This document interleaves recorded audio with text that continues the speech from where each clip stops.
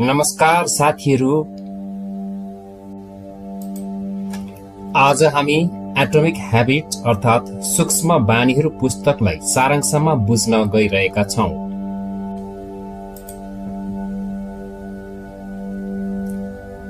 यस किताबका लेखक हुन् James clear. यस पुस्तकले सूक्ष्म बानीहरूले कसरी समयसँगै ठूलो नतिजा ल्याउन सक्छन् भनेर बताउँछ। जेम्स क्लियर ससाना परिवर्तनको महत्त्वलाई यस किताबमा दर्शाउँछन्। सानो सुधारको पनि धेरै ठूलो प्रभाव हुन्छ।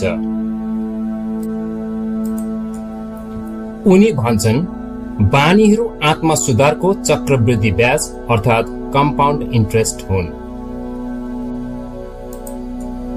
जस्तै दिनको 10 पृष्ठ किताब पढ्ने बानीले एक वर्षमा 3650 पृष्ठ पढ्न सकिन्छ।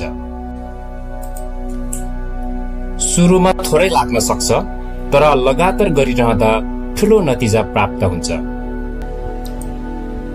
पहिलो मुख्य कुरा, लक्ष्य भन्दा प्रणाली महत्त्वपूर्ण हुन्छ। हामी प्राय लक्ष्यमा ध्यान दिन्छौं, जस्तै 10 किलो तौल घटाउने वा किताब पढ्ने। तर क्लियर भन्छन्, प्रणाली नै महत्त्वपूर्ण हुन्छ। उदाहरणका लागि हरेक दिन 30 मिनेट व्यायाम गर्ने प्रणाली बनायो भने त्यसले नै लक्ष्यमा पुर्याउँछ। यसैले परिणाम भन्दा पनि दैनिक प्रक्रियामा ध्यान दिनुपर्छ। दोस्रो मुख्य कुरा, बानी परिवर्तनका 4 नियम। क्लियरले बानी निर्माणलाई 4 चरणमा बाँडेका छन्। 1. संकेत, बानी सुरु हुने संकेत। 2. इच्छा, त्यसको चाहना। 3. प्रतिक्रिया, काम गर्ने व्यवहार। 4. इनाम, त्यसबाट पाइने आनन्द। जेम्सले राम्रो बानी बनाउने पनि 4 वटा नियम दिएका छन्। 1. स्वच्छ र प्रष्ट बनाउने। जस्तै पानी धेरै पिउन चाहन्छौ भने पानीको बोतल सहजै देखिने र भेटिने ठाउँमा राख्नुहोस्। 2. रमाइलो बनाउने। जस्तै मनपर्ने गीत सुन्दै व्यायाम गर्नुहोस्। 3. सजिलो बनाउने।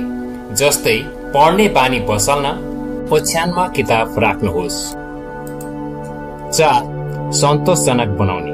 सानो पुरस्कारले पनि बानीलाई टिकाइ राख्छ। साथै नराम्रो बानी हटाउने पनि क्लियरले 4 नियम दिएका छन्। 1. लुकाइदिने। 2. अरुचिकर बनाइदिने। 3. गाह्रो बनाइदिने। 4. असन्तोषजनक बनाइदिने। तेस्रो मुख्य कुरा हो पहिचानमा आधारित बानी बनाउनु। सबैभन्दा महत्त्वपूर्ण कुरा, पहिचान परिवर्तन गर्नुहोस्। जेम्स भन्छन्, तपाईको बानी तपाईको पहिचानसँग जोडिएको हुन्छ। उदाहरणको लागि म म्याराथन दौडन चाहन्छु भन्दा पनि म धावक हुँ भन्नुहोस्।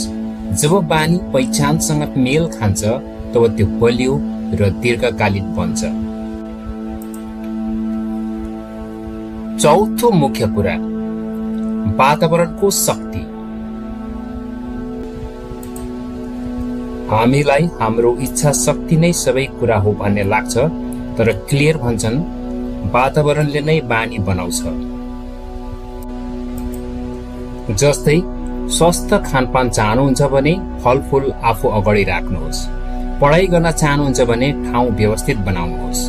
वातावरणलाई डिजाइन गर्दा राम्रो बानी टिकाउन सजिलो हुन्छ। 5औं मुख्य कुरा, पूर्णता होइन, निरन्तरता चाहिन्छ। अन्तिम कुरा, निरन्तरता नै सफलताको कुञ्जी हो। कहिलेकाहीँ बानी छुट्न सक्छ, तर तुरन्तै फेरि सम्हालिहाल्नुहोस्। क्लियर भन्छन्, तपाईले आफ्नो लक्ष्य अनुसार होइन, आफ्नो प्रणाली अनुसार सफलता पाउनुहुनेछ। निष्कर्षमा भन्दा एटोमिक ह्याबिट्स किताबले सूक्ष्म बानीहरूले जीवन परिवर्तन गर्न सक्छन् भन्ने यथार्थलाई उजागर गर्छ। पहिचानमा ध्यान दिनुहोस्, वातावरणलाई सुधार गर्नुहोस् र साना कदम चाल्नुहोस्। बिस्तारै यी साना बानीहरूले ठूलो सफलता भित्र्याउँछन्। स्मरण रहोस्, सानो परिवर्तन नै ठूलो परिणाम हो। साथीहरू, आजलाई यति नै। कृपया यस भिडियोलाई लाइक, शेयर र सब्स्क्राइब गरिदिनुहोला।